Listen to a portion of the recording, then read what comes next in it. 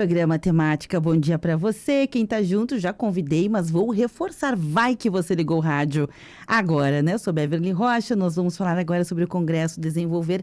É uma série de entrevistas que estamos fazendo nestes dias, desde janeiro. Começamos e estamos falando sobre temas relacionados à questão da educação, universo escolar, os desafios contemporâneos e tudo que vem no pacote completo, né? Até porque o Congresso Desenvolver, ele vem com essa pegada, né? Pegada de ajudar as pessoas, as famílias, os educadores, enfim, a comunidade escolar, para os temas que são desafiantes, esses temas que estão aí precisam de orientação, de instrumentalização. Hoje a gente vai falar um pouquinho sobre TDAH. Já ouviu falar? O nome parece um palavrão, mas ele é mais comum do que a gente imagina no universo escolar. E para isso a gente recebe hoje aqui a Cláudia Stefanon, ela que é neuropsicopedagoga. Oi, Cláudia, bom dia. Oi, bom dia, tudo bem? Tudo ótimo, que prazer em te conhecer. Mesmo, digo mesmo para você, prazer estar aqui nessa manhã quente. Nossa, quente apelido, né? Mas vamos deixar o calor de lado, né? Aqui tá muito agradável. Nossa, aqui a gente colocou um arzinho aí a 18 graus, tá uma delícia aqui dentro, né? E a Gica, oi Gica Pistori, bom dia. Oi, bom dia para todo mundo que está ouvindo e para mim também é um prazer estar aqui mais uma vez. Bacana demais. A Gica, junto com a Vivi Tomás, que hoje cedeu espaço para a Gica aqui falar um pouquinho mais, são organizadoras, né, do Congresso e vieram acompanhar aqui a Cláudia. Gurias, eu já queria de imediato perguntar, né, o que é o TDAH e por que ele é tão mais comum do que a gente imagina que de fato seja? Bom, não é uma novidade o TDAH, é um transtorno. É um transtorno de déficit de atenção e hiperatividade, tem gente que diz que ele está na moda, mas há muitos anos que ele nos acompanha nas escolas, os professores têm essa vivência diária de crianças, de adolescentes, que não conseguem ter um foco de atenção, que não conseguem, vamos dizer assim, sossegar. E isso acaba prejudicando muito o desenvolvimento escolar, a aprendizagem, porque é como se a cabeça de quem tem TDAH tivesse 1000 ideias ao mesmo tempo, 1000 estímulos. Então, é difícil tu saber a qual estímulo tu vai responder. Então, isso, assim, está muito falado ultimamente, né? Cada vez mais. E também tem algumas questões de diagnósticos, de testes, de avaliações que aceleram isso. Então, assim, eu não consigo prestar atenção. Eu tenho TDAH. E não é bem por aí, né? Realmente é um transtorno neurológico. E não é fácil para quem tem, porque tu tem que dar conta e tu tem que achar o teu jeito de se encontrar, né? O que não é muito fácil para essa meninada e para esses adolescentes que estão descobrindo. Né? Então, eles precisam, sim, de todo um acompanhamento, precisa muito do apoio da escola, o olhar atento dos professores, a família, que tem que fazer assim uma ponte imensa com escola, com profissionais que trabalham. Então, é por aí, esse TDAH ali que parece um palavrão, né? Mas é que está acompanhando várias famílias. Aliás, eu tenho ouvido muitas pessoas adultas dizerem, se na minha época tivesse diagnóstico, certamente eu teria o diagnóstico de TDAH. né? E ele é muito marcado, Cláudia, pela aquela ideia, e é isso que eu quero perguntar para você, se é só isso, ou se isso é um dos fatores, se é o mais relevante ou não, que é de começar alguma coisa e não conseguir terminar, né? Começo um monte de coisas e não consigo terminar, concluir. Isso é um fato ou é um mito? Não, isso é um fato. É uma das nuances do TDAH. Entre tantas, por isso que, assim, numa avaliação, a gente analisa vários fatores em vários ambientes. Porque sim, tem aquela tarefa que tu começa e não termina, mas que tu não gosta, que tu não tem interesse. Então, é bem natural da pessoa, deixa de lado, né? Então, é uma dos critérios que a gente observa, mas é apenas um. Tem outros critérios, porque aí também tem uma questão que a gente diz assim, que o TDAH tem um déficit de atenção, que ele não tem atenção. Não, ele tem atenção. E até muitas vezes, até o hiperfoco que a gente chama, que naquilo que você gosta, você se dedica, você faz, você consegue o início, o meio e o fim. Né? Então, é por isso que tem muitas famílias que dizem assim, mas quando está jogando, tem uma atenção extrema no jogo de play, não perde nada. Como é que ali tem atenção? Sim, porque, na verdade, todos nós temos atenção e todos nós temos déficit de atenção naquilo que não nos agrada. Né? Isso então, é um fato, né? É um fator que a gente avalia com bastante cuidado. E deixa eu te perguntar uma outra coisa, Cláudia, assim, bem no campo de a gente entendendo, né, o que é, para depois a gente poder aplicar nesse universo escolar atual, né? Já ouvi falar que a expressão completa é TDAH, né? Sim. Mas que tem pessoas que têm TDA, não tem o H, que seria transtorno do déficit de atenção e hiperatividade. Isso. É fato também? É fato porque, assim, ó, há um tempo atrás, geralmente, assim, a gente focava muito no hiperativo. Então, a hiperativo é aquela criança, aquele adolescente que não para, agitado, que sacode braço, que não para. E a criança quietinha, mas que também não tinha uma boa aprendizagem e um déficit de atenção, era deixada de lado. Então, assim, tem essa classificação. Então, tem o que é só hiperativo, tem o que é só o déficit de atenção e tem o combinado, que são as duas coisas, né? Então, assim, pode sim ter só o déficit de atenção, que é até mais presente, assim, geralmente em meninas. Tá? Que tem aquela menina quietinha, que fica no seu cantinho e que, assim, como ela está quieta, não está incomodando. Então, não percebe. Às vezes não é vista, né? Não é vista, né? Então, assim, tem esse viés. Né? Porque às vezes a criança que é mais agitada, ela tá ali, ela se faz presente, né? É que a criança agitada, por si só, ela dá mais trabalho. Porque numa sala de aula, por exemplo, né?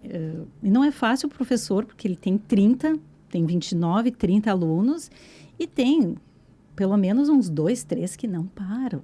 Que e cada um senta, com levanta, um perfil diferente. Um perfil diferente. E tem o quietinho. Então, o quietinho, tu não precisa estar demandando tanta atenção. Tu não precisa estar chamando. Tu não precisa pedir para parar. Tu não precisa não. Então, assim, tem essa questão. Tem que ter esse olhar para o que está quietinho também. Exato, porque ali, assim, o TDAH é o hiperativo, mas é a criança quietinha também, às vezes, que a atenção dela não está naquilo que... Sim, às vezes ela está quietinha, mas vai saber onde é que está essa cabecinha, né? É o que a gente fala muito, eu brinco muito com as crianças e com os adolescentes, que assim, ó, a cabeça está onde agora? Então, assim, eles dão risada e eles dizem, a professora estava falando, eu não faço nem ideia o que ela estava falando. Agora, Cláudia, surgem sérias dúvidas, né, a respeito disso. A gente agora vai tentar trazer isso para o contexto mais atual. A gente entendeu o que é a sigla, entendeu como surge nesse universo das divergências, das atipicidades e das neurodivergências, quero dizer, das atipicidades que estão aí. Porém, junto com esse pacote de situações que são estruturais e biológicas de um ser humano, existe uma mudança muito séria e profunda das estruturas sociais nas quais estamos inseridos. Com o advento da internet, nós ficamos todos mais acelerados. Quem tem TDA, quem não tem, todo mundo está mais acelerado. É a sociedade do bit, a informação corre, tudo corre. É a era da globalização, a gente tem acesso, não precisa mais de um mentor, a gente pode ir onde quiser, em qualquer momento, através, né, das redes sociais, da internet, das informações. E também é uma época em que a gente tem, além dessa celeridade, a gente está vivendo um outro contexto que é um modelo educacional que talvez esteja num checkmate. Ele já não atende mais às necessidades contemporâneas, o que vem pela frente, mas a gente continua vivendo dentro dele, né, se adaptando, tentando achar um jeito de fazer diferente. Então, como é que se faz um diagnóstico dentro deste contexto, desse cenário? Bom, o diagnóstico, assim, ele não é muito simples, não. Geralmente, ele conta com uma equipe multidisciplinar, né, na qual, assim, é feita uma avaliação. Nessa avaliação são avaliadas as funções executivas, as cognitivas, que são questões de memória, de atenção, os tipos de atenção, por exemplo, atenção alternada, que é uma coisa que a gente precisa ter no dia a dia. O que seria essa atenção alternada? Um aluno em sala de aula, ele tem que dar conta do que está no quadro, ele tem que dar conta do que o professor está falando, do barulho dos colegas, e ele tem que manter o foco no que precisa. Então, assim, é complicado. E nesse mundo acelerado, onde essa geração já nasceu acelerada, está bem difícil. Então, esse diagnóstico, ele conta com testes, com uma testagem bem padronizada, para não ficar na questão do, eu penso, eu acho que ele tem. Então, são os números, são as respostas dos testes que vão classificar, né? E depois de feita essa testagem, tem um encaminhamento para os neurologistas ou para os psiquiatras infantis que vão dar a cartada final. A ajuda também das psicólogas é fundamental para completar esses testes. E é interessante que, assim, ó, o mesmo teste que eu posso usar com uma criança, eu não posso usar com outra. Tem que ver bem o perfil. Tem as questões também que você falaste ali, a questão do meio, o meio ambiente, o meio em que a criança está inserida influencia muito. Então, a mesma criança, tem o mesmo transtorno, mas o meio onde ela está inserida é bem determinante para o tipo de trabalho que vai se fazer. Porque, assim, a criança ou adolescente ou até o adulto que tem TDAH, ele precisa, assim, de uma estrutura muito organizada, de hábitos, de rotina, para poder lembrar, para poder ter, assim, em mente o que eu preciso fazer. Por isso que, assim, os pais dizem, nossa, eu falei 50 vezes a mesma coisa, vai falar 1000, sabe? Porque, assim, ele precisa, sim, ter essa rotina, ele precisa da organização, ele precisa de todo, e cada um tem o seu esquema, cada um tem o que funciona numa família, não vai funcionar na outra. Então, por isso, o interessante da avaliação, onde você descobre aonde está o que precisa ser trabalhado em cada um, e é uma coisa muito individualizada. E, no entanto, aí tu passa para a escola por sua vez, também vai saber, não, esse precisa, que geralmente a gente tem o TDAH, tem que sentar na frente. Sim, alguns sim, outros não vai resolver. O que serve para um não é uma receita, não é uma né, receita. Cláudia? Então, assim, dentro de todo o estudo da neurociência, que esse estudo é muito novo, essa ciência a cada dia tem novidades, né? Então, assim, a gente vai descobrindo e vai vendo a necessidade de cada um. Entrou no manual, né, da psiquiatria, o TDAH, há 30 anos, na década de 80, onde eu pesquisei aqui, né, que ele entrou para o manual de diagnóstico estatístico de transtornos mentais, que é onde se tem... onde se tem existe, né? Passou a existir. Lá na década de 80, a gente está em 2025, Pensa, 30 e pouquinho. É recente.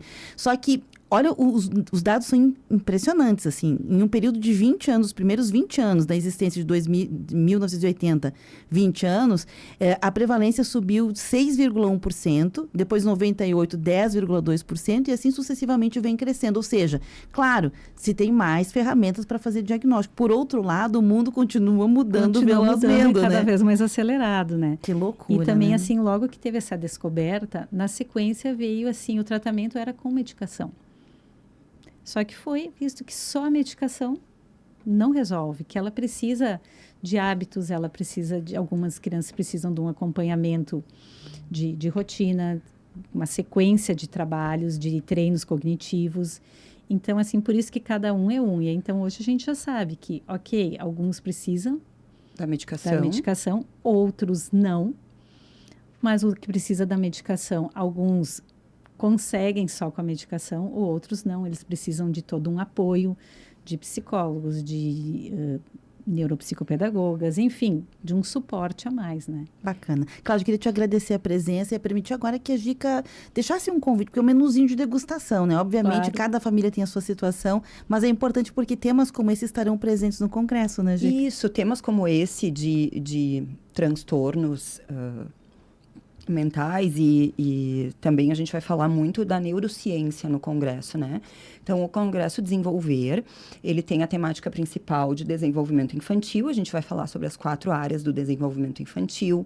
Ele vai acontecer dia 22 de março, na Vila Basílico, aqui em Caxias do Sul, né? E a gente vai ter profissionais do Brasil inteiro que vão falar sobre o desenvolvimento baseado na neurociência. Então, baseado realmente em comprovações científicas, não em achismos, não em experiências, mas em estudos bem recentes, né? Porque, como a gente está falando desde nos nossos primeiros episódios lá em janeiro, o mundo está em constante transformação, né? Então, a gente precisa cada vez mais de estudos atuais, de pesquisas atuais, para que a gente possa realmente entender e ajudar as nossas crianças. Para quem quiser já comprar, eu sei que tem lotes, né, que estão sendo vendidos. Sim, a gente já está com os ingressos à venda pelo @Congresso Desenvolver. Então, o link para o site tá na bio do Instagram do Congresso. E lá também tem bastante conteúdo. Bacana Para o demais. pessoal que quiser acompanhar, acho que vale muito a pena. Já começa, e a volta às aulas, começam a surgir estes temas de forma mais prevalecente, Exato. E né? Beverly, eu sei que a gente está apuradinho no tempo, mas eu queria fazer uma perguntinha para a Cláudia rapidinho. Cláudia, se tu acha que o exercício, eu vou puxar para o meu assado, assim, se tu acha que o exercício, a atividade física, pode ajudar nas crianças não que é que ela têm pode, TDAH? ela é necessária, Gica. É fundamental, tá? Porque, assim, o exercício físico, ele ativa todo um sistema que a gente sempre diz assim, é para descarregar. Não, não só isso, é para carregar também. Sim. Bacana. E para Ok. liberar Hormônios e tal. Então, assim, é fundamental. Olha só, quanta coisa importante, né? É. Gurias, eu quero agradecer muito a presença de vocês. Tenho compromisso aqui com Notícias da Hora, viu? Um forte Muito abraço. obrigada. Eu que agradeço. Até Obrigada. semana que vem, viu? Até. A gente vai ficando por aqui, vem Notícias da Hora. Na sequência, a gente já está de volta com o programa Temática.